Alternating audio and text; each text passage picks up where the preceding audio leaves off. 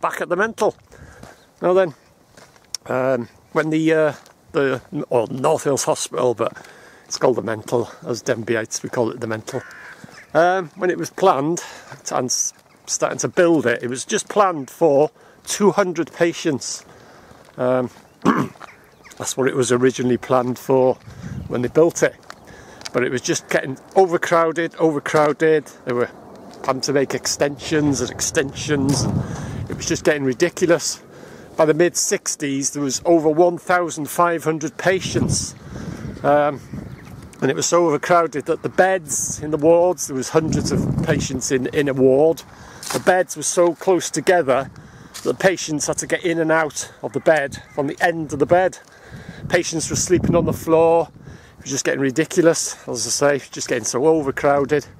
So what they did in as early as 1933, they purchased an empty manor house called Poole Park, which is situated just the other side of Ruthin, the town of Ruthin, and they paid £1,500 for it, and also the Treverion.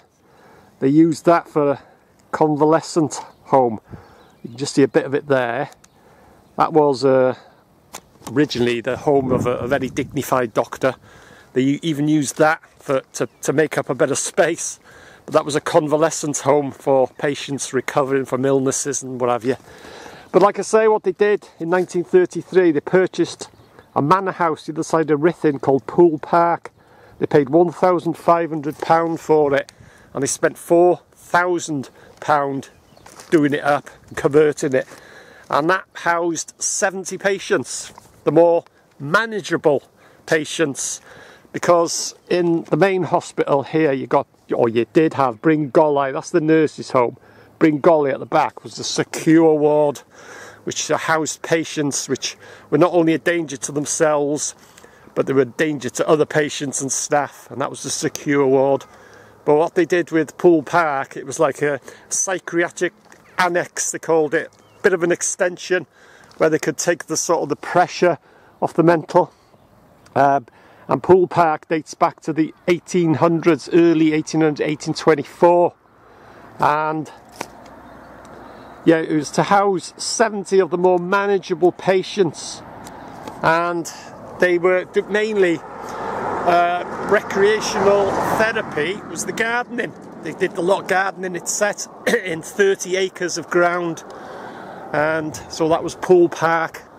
As I say, dates back to, it was owned, well, the Salisburys and the Baggots used to live there, but it was stood empty.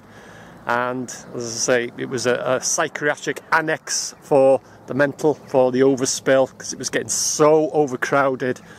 And since that closed, it's been stood empty for many years. And Poole Park has just recently been sold, and it's going to be holiday lets. They're going to convert the buildings and the grounds. Like I say, it's 30 acres, set in 30 acres of ground.